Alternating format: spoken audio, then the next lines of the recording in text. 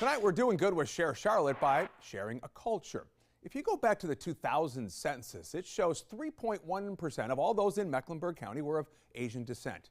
20 years later, in 2020, that number had more than doubled to 6.4%. It's a lot of people trying to find their way in a new place. Some are from Cambodia, where many families were fleeing violence and genocide. A lot of them came as kids, but now they're adults, and they wonder about their histories. The Cambodian Legacy Project is tonight's cover story.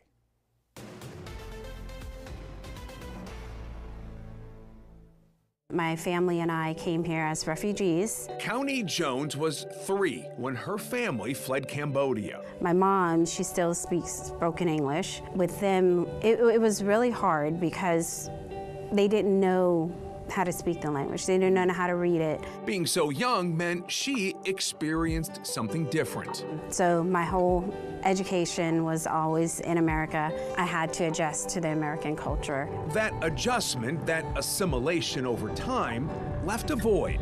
At what point did you kind of realize, you know what, I want to learn more about where my family came from? In all honesty, I didn't start until I was in my early 30s, asking questions. I spoke with my mom, asking her, like, Mom, how were you when you were a teenager? Why did we come to America? You know, how did you meet Dad? The answers created a longing for more information about Cambodian history and culture. Kim Lam felt the same. When we came, we don't know anybody. She was 15 when her family arrived here. We actually landed in South Carolina. It's no Asian community that we're aware of, so we felt very lonely. Did you find you weren't alone in that sort of journey, that others were kind of wondering the same thing? Yes. So a lot of our generation have the same questions. It's what led the two to team up to create the Cambodian Legacy Project. Because we were seeing the disconnection, right? We were seeing the next generation being, you know, just not speaking their language, not knowing traditional dances and music and the food, you know, everything that brings culture to life. Why is that so important?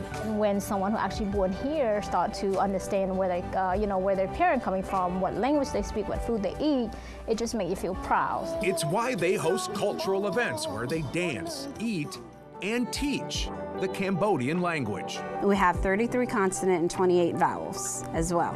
So it is a hard language. They're not learning it just to read and write, but to listen. So the storytelling is lost. They do not know their grandmother as well as I hope for them to know. And we just want them to be reconnected back to their roots so that language barrier is not there in their immediate family, so they can actually communicate with their grandparents. The Cambodian Legacy Project also provides community resources, not just to those from Cambodia, but to all those of Asian and Pacific Island descent. They help navigate healthcare, the DMV, and the pursuit of citizenship. Last week, this lady see become a U.S. citizen. She's like, oh my God, I couldn't have it done without you. And I was like, it just makes you feel like, you know, you're making somebody, like you're changing someone's life. And that leads to an important point. If you think this is about choosing Cambodia or America, it's not either or. It's both. So I appreciate my culture. I value the Cambodian tradition. That's very important. But at the same time, I really love living in America because, you know, we have freedoms, we have better education, so it makes you feel like you have both places, you know, sense of belonging, Cambodian and American. And this is the melting pot, so accept being Asian and accept being American at the same time and cherish both culture. You know, it's okay for you to have the two and celebrate the two. The Cambodian Legacy Project, relatively new nonprofit, this holiday season, they are hoping to raise $15,000 to support their language, dance, and cultural connection programs. They also say you can help by just showing up to their events throughout the year. You can learn more by going to CambodianLegacy.org.